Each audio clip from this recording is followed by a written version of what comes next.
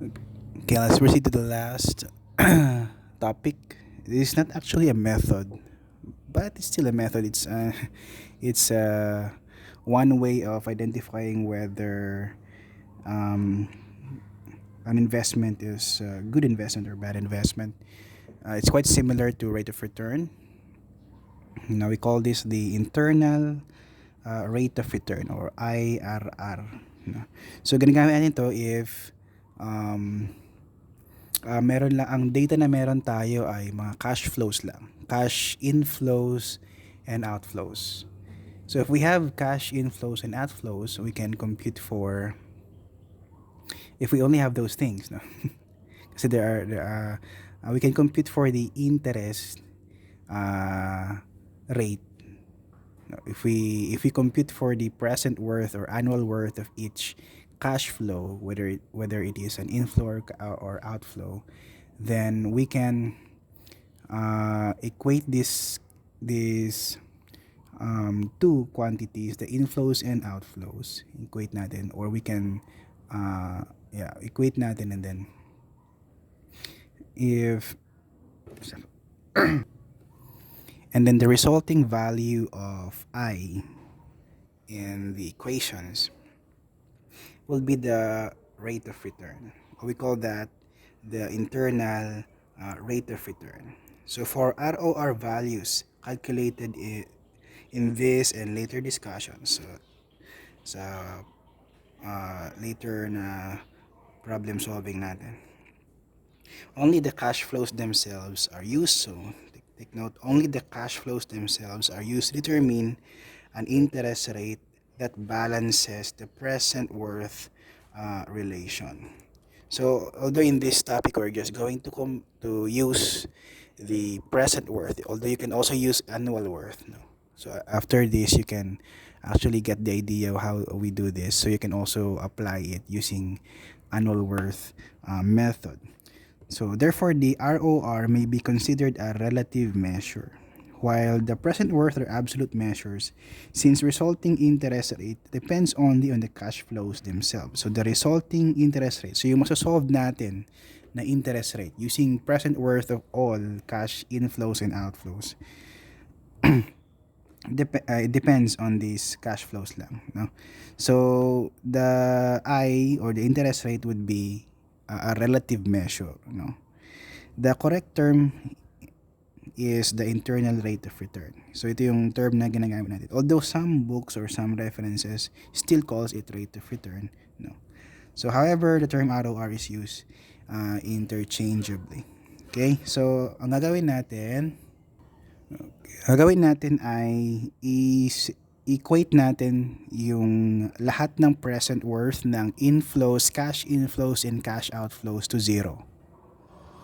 Okay, so that would be in terms of the interest rate, ano? So unknown yung interest rate, yun ang solve natin. Or we can equate also yung present worth lahat ng outflows dun sa present worth ng lahat ng inflows, cash inflows natin. So, or present worth ng lahat ng cash inflows and outflows, equate natin yan sa zero. So, parehas lang naman. Okay?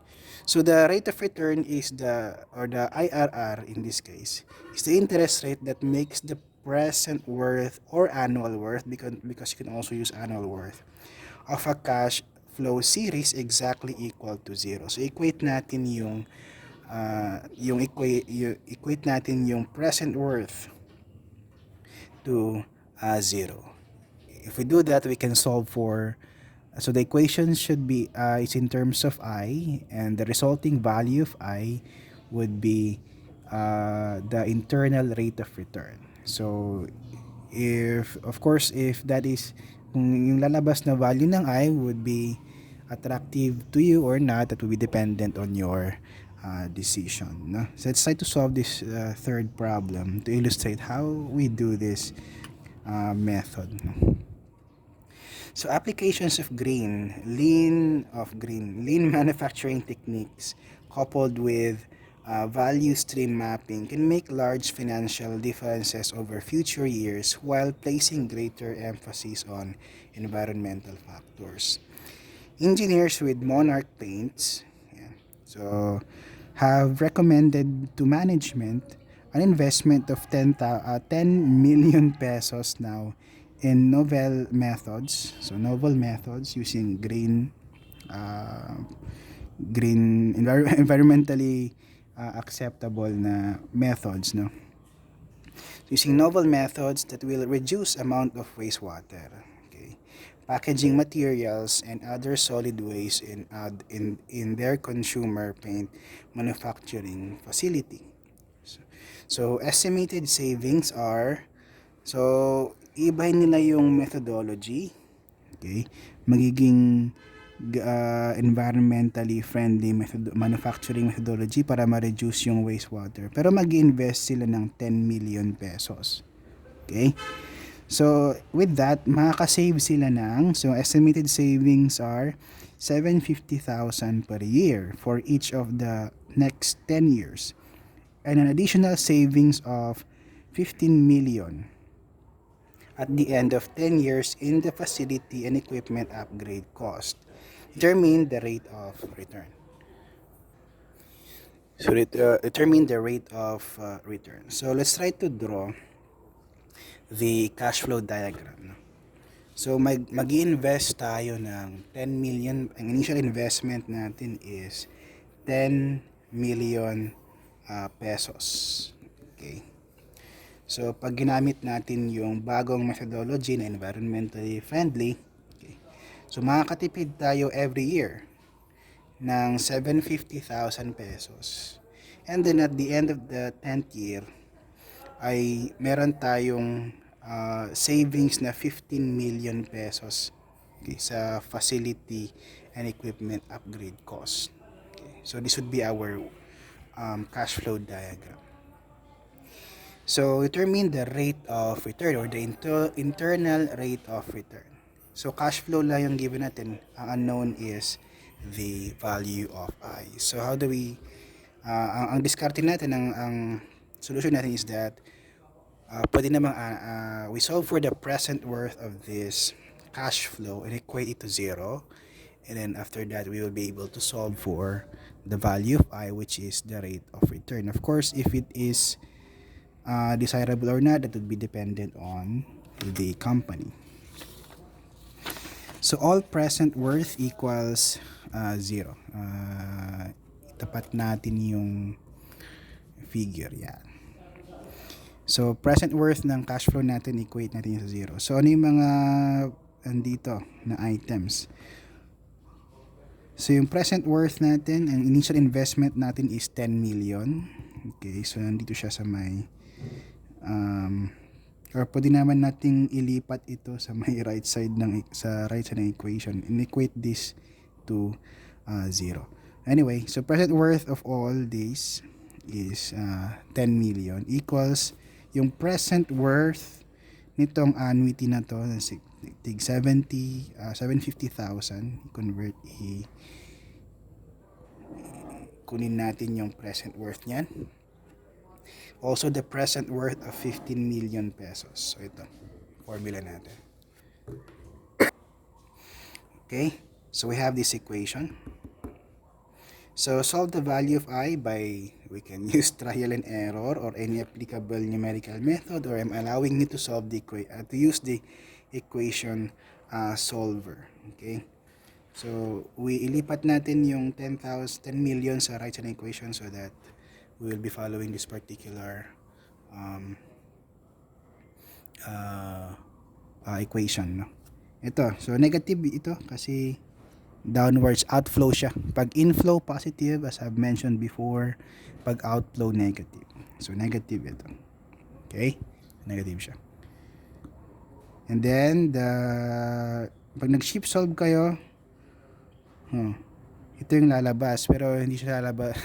Maraming roots kasi yan. So you have to set the limits if you're using shift solve so that you will be arriving with the right root, no?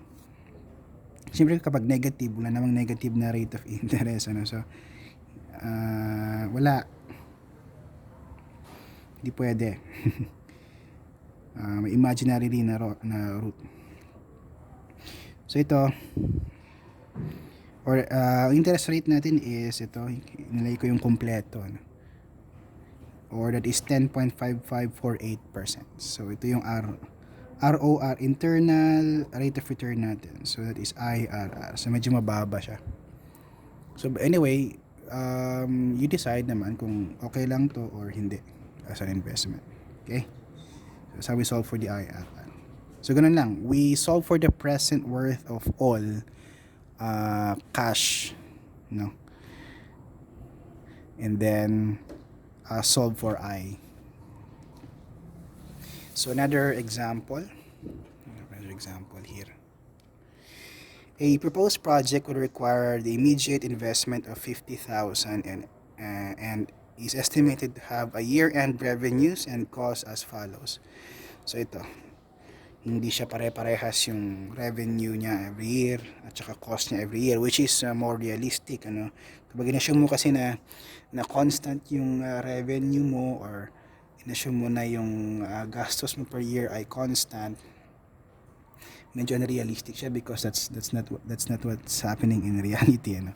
So every year madalas ay iba-iba yung gastos, but in a way it's difficult naman to really estimate or approximate or have the exact value of cost or revenues per year. That we have a lot of factors to consider, no?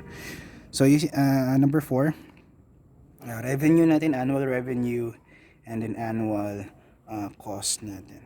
Okay, and then an additional investment of 20,000 will be required at the end of the second year. So second year, so aside from 77,000, meron ka pang additional investment na 20,000 required dyan. Okay? The project would terminate at the end of the 5th year, and the assets are estimated to have a salvage value of 25,000 pesos at that time. It was decided that MARR, or the minimum attractive rate of return, should be at least 20%. So is it a good investment? So isolve natin yung internal rate of return, and then I compare it with the MARR. If it's greater than MARR, then it's a good investment. If it's less than MARR, then it's a bad investment.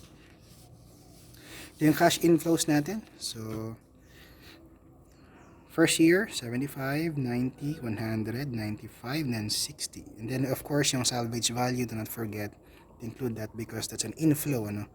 Inflow at the end of the life of the investment. Ito naman yung cash outflows natin. Cash outflows, okay, based on the table. So ito yung at the end of the second year, man tayong additional na 20,000 na investment. So pag add natin algebraically yung dalawang cash flows, cash inflow, ayan. So yan. So pag inflow positive, pag outflow negative. So ang net cash inflow natin is equal to this. Ito yung net cash inflow natin. So we're going to solve for the present worth of all net cash inflows. So hindi siya annuity, so we'll just try to transfer each cash annual cash inflow or outflow sa present worth niya. Okay, so we have sa present natin, we have a negative 50,000 yung investment natin. Then ito transfer natin dito sa present, transfer mo sa present, transfer sa present, transfer sa present. Okay, ito na yung equation natin. Okay, so we're left with I in the equation. Equate natin to sa 0. And then we'll be able to solve for I using a trial and error or equation solver in your calculators. I is 15.674%, which is a lot less than the desired MARR, which is 20%. No, yung desired na MARR is 20%, so the investment is not justified. So do not proceed with the investment if that is the case. Okay, so that's it. That's how we solve for the internal rate of return.